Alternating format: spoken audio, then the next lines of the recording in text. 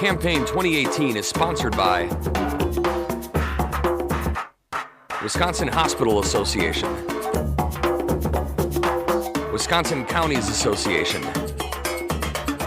Wisconsin Realtors Association, Marshfield Clinic Health System, and Campaign 2018 partner Milwaukee Journal Sentinel.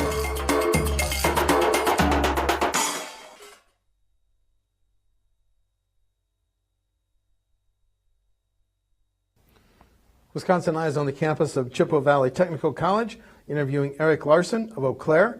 He's a Democratic candidate in the 91st Assembly District. Eric, welcome to WisconsinEye. Thank you. I'm happy to be here. Well, I really appreciate you coming in. Now, you're a retired deputy police chief. Yes, sir. And I'm really curious about a couple of priorities on your campaign website. Sure. Clean government and accountability for public corruption. Is that a big issue in Madison, do you think? Well, I think it would go a long way to restore some trust in our government. I think 2015 set us back a ways. When the legislature decided to exempt political crimes from John Doe investigations, for example, and disband the Government Accountability Board, try to close public records, and allow a path for hiding illegal contributions through their elimination of the requirement to disclose an employer. Mm-hmm. Those are problematic, and people remember what happened then, and it's hard enough to build trust in our legislative process. To do things like that just diminishes it more. Okay. Another priority on your campaign website, collective bargaining rights. Is that a reference to Act 10? Would you reverse the changes, the almost elimination of collective bargaining by public employees done by Act 10? Yes, I think collective bargaining is important for our middle class. And I believe really that it's the middle class that's the backbone of our economy, and has been that way for 100 years in our country, and we are setting ourselves back a long ways in the last 8 years. Then the final subject from your campaign website, restore funding to public schools. Now, the current state budget increases aid to public schools, as you know, K-12. Do we need to come up with a lot more state aid for K-12 schools? Well, it increases it slightly, but not nearly as much as it's been cut. And we have increased the use of vouchers. I believe that public money should go to public schools. You know, since 2010, school districts in Wisconsin have run 215 referendums asking for permission to increase the levy beyond the levy limits. The vast majority of those referendums passed. I think that tells us something about how important it is to our public that we fund our public schools and that we have good public school availability for our kids. You've talked about you just mentioned the Choice the Voucher program. It's grown from Milwaukee to Racine to statewide.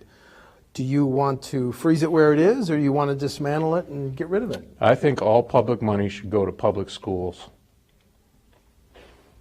And UW system funding, we're in the 6th year of a tuition freeze. Should that tuition freeze on resident undergrad tuition be extended into a 7th and 8th year?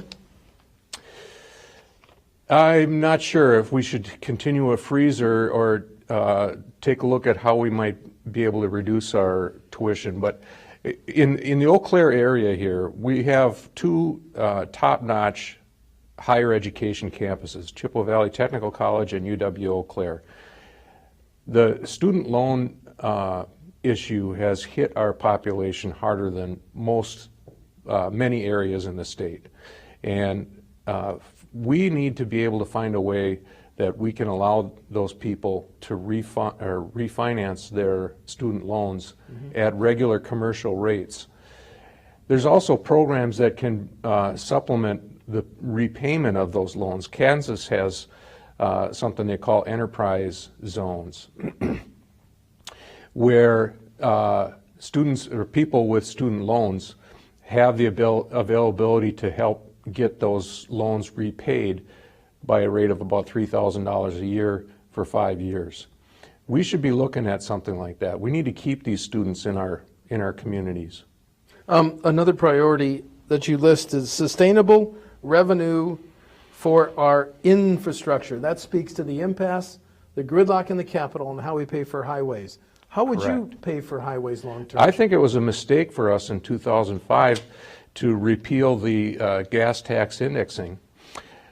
We had a sustainable system for funding our infrastructure since 1982, I believe it was. And at that time, in 2005, the Speaker of the Assembly and the Majority Leader in the Senate, both Republicans, opposed repealing that gas tax indexing. And they predicted that we would be in the situation we're in today, where our highways are crumbling and we don't have a sustainable system for funding repairs. Let's talk about health care. You say on your website that Wisconsin should have taken the federal money to expand Medicaid.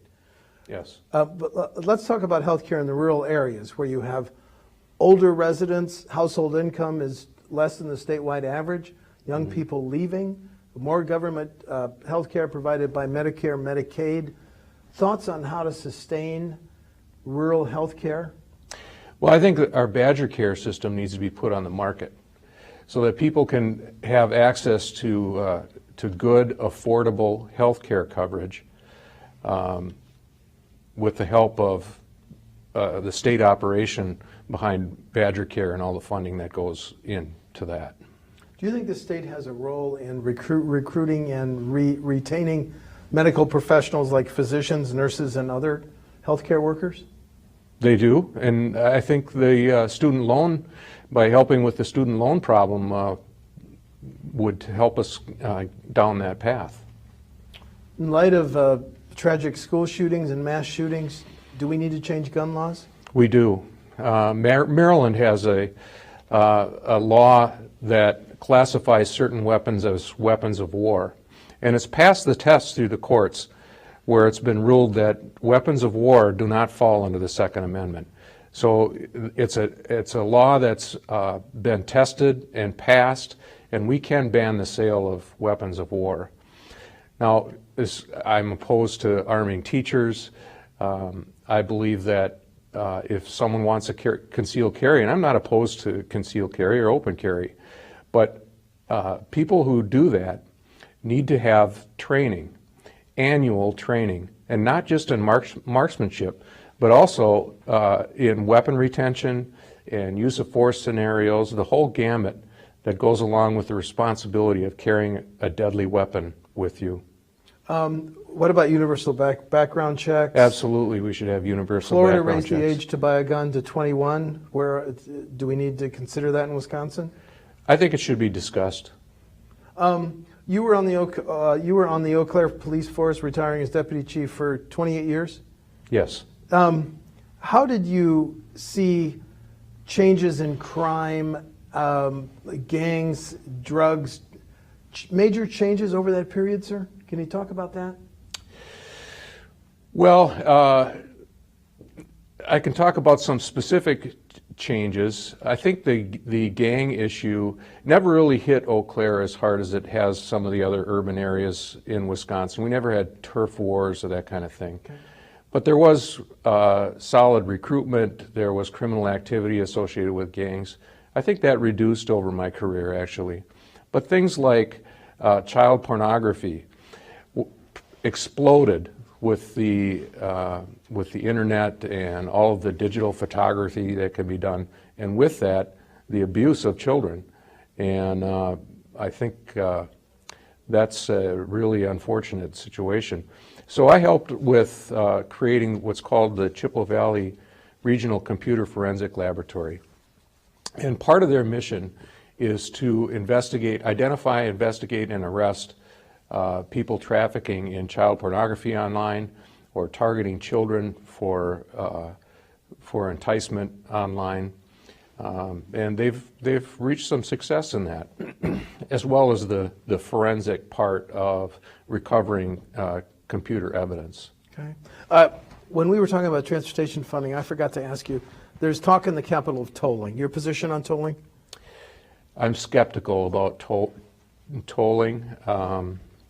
as I said, I think we should revisit the gas tax indexing. You know, if gas tax indexing was still in place today, gas prices would be 6 cents higher. I think people are willing to pay that to have good roads that are easy to travel on without having to worry about stopping for tolls and whether or not there's graft involved in toll roads. I would be skeptical about taking that path. So you'd like to restore indexing, I understand that. Would Yes. you also vote to raise the gas tax by a few pennies? Well, it depends on what the budget projections would be. Okay. But we do need to have funding for our highways. As a former law officer, much discussion in the next budget over a new prison. Waupun and Green Bay were built in the 1800s. We're closing the 2 juvenile prisons. Do we need a new state prison? If we're closing prisons because of the poor condition of the facilities, then that's one thing. If we're expanding beds, that's a whole nother topic. You know, since 1980, Wisconsin's population has grown about 20%.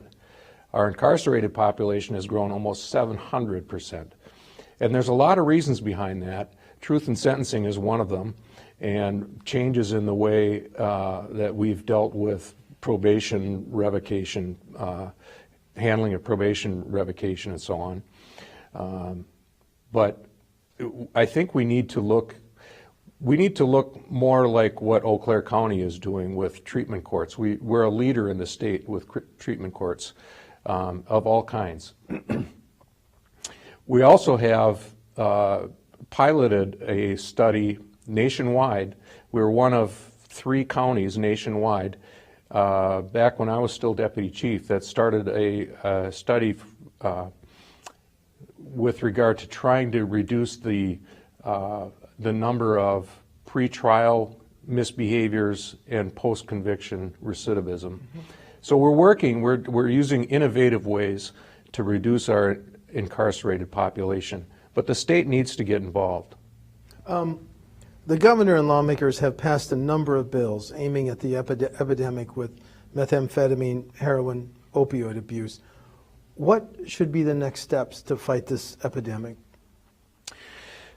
Well, we need to focus on treatment. One thing that I found frustrating as a law enforcement officer, and I was chairman of the West Central Drug Task Force Oversight Committee, and during that time we dealt with on-the-shelf medications that have been left over from grandma, and how they get into our wetlands, our waterways, and on our streets where kids are using them. And it all seemed to fall on law enforcement, that we had to set up stations for people to come and drop off their medications. And we're willing to do that, but it seems to me the industry that puts the medications out should be responsible for handling the collection and destruction of expired medications. It's much easier and more intuitive, I think, for families of people who have even morphine from people that have unfortunately passed from cancer or whatever their illness was that required that kind of medication. It seems more intuitive for them to bring that medication back to the pharmacy and say, here's the leftover medication, please dispose of it. And it would get more of it off the street, I believe, than trying to have the public funds through law enforcement be responsible for that aspect of disposing of medications. The national debate, national in Wisconsin, over medical marijuana and legalizing recreational marijuana, your position, sir? I think we're going to end up with legalized marijuana in many more states, and I suspect that Wisconsin will be one of them. I have seen the harm that drug addiction can do. I do have a concern about marijuana being a kind of a doorway drug to other things. But when I look back on my law enforcement career, I have to say there are many times that I've done more damage to people's lives by arresting them for small amounts of marijuana than the marijuana ever would have done. And we got to consider that. How do you respond as a professional law officer, now retired, to the spate of police shootings, when you see those dash cam videos and the camera on the officer's videos? You know, a lot of times the videos that come out spur emotional responses in people, and sometimes those shootings, it's hard to tell whether they're actually justified or not. A lot of times they're investigated by grand juries or by the Department of Justice and found to be a justifiable shooting, but it doesn't reduce the pain, obviously, in the family or the community who feels assailed in some of those videos.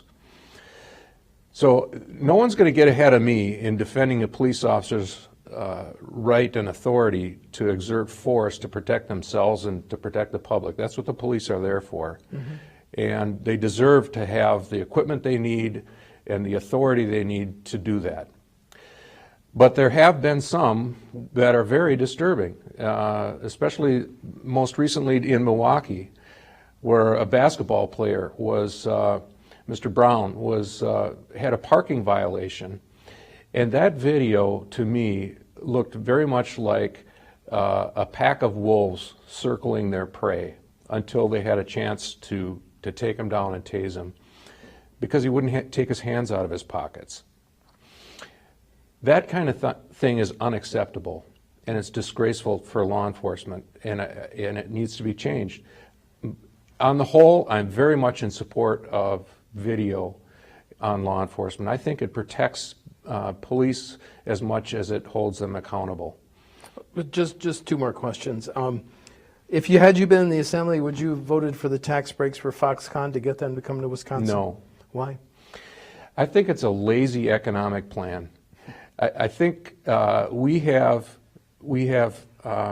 promised all that money into one foreign corporation with a questionable reputation in an industry that's rapidly changing. It doesn't seem wise to me. It seems more like a campaign ad than it does a real economic plan. If we had taken and set aside that much money for Wisconsin startup companies, we could have helped 10,000 startup companies with $300,000 apiece. I believe that would have created much more than 13,000 jobs. And it's work. It's harder work. It takes more research, and it takes more effort to get that done. But it's a more solid way into the future. And it follows the wave of the future instead of, I think if we had invested $3.5 billion into the VCR industry in 1980s, where would we be now? And it still wouldn't be paid off. Right. Last question. You're one of how many candidates in primary August 14th? 3? 4. 4. Thank you for the correction. You want to highlight differences between yourself and the other 3? I don't think there'll be a lot of difference between the issues between the 4 of us. I'm proud of the experience that I have. I've been working for 30 years to help make Eau Claire a safer, more prosperous, more enjoyable place to live. In the last 15 years, about 10 years before I retired, I started working more on public policy issues, working on reducing theft through regulation of pawnbrokers, improving health in the community by regulating adult bookstores, reducing scrap metal theft actually across the state by helping the legislature get some regulations passed with regard to the sale of scrap metal. And then on the city council, we worked on the Confluence project and a number of other economic development projects in Eau Claire that I think have improved our city by a lot. Okay. They're very popular. So I'm proud of that. When I look at my notes, I see there was a question I didn't ask you just quickly. Local governments have been operating under levy limits since 2006. Local officials say that hurts their ability to provide local services. Do you think levy limits should be loosened or done away with? I think we need to look again at the way that we fund local services. Okay. I'm not necessarily opposed to levy limits, but the problem is that in the 1990s, the state froze our revenue sharing formulas. So steadily over the years, property taxes became more and more the bulk of how we fund local services. And I don't think I know that property taxes are a far more regressive form of taxation than income taxes. And it doesn't allow for the ability to help lower income areas by transferring wealth from the higher income areas into where we need to lift up all boats, so to say. So I think we need to relook at the reasons we had revenue sharing in the first place and take a new look at how we fund local services. Okay, thank you. Eric Larsen of Eau Claire is a Democratic candidate in the 91st Assembly District. The primary is August 14th. Mr. Larsen, thanks for talking to WisconsinEye. Thank you. I appreciate the opportunity.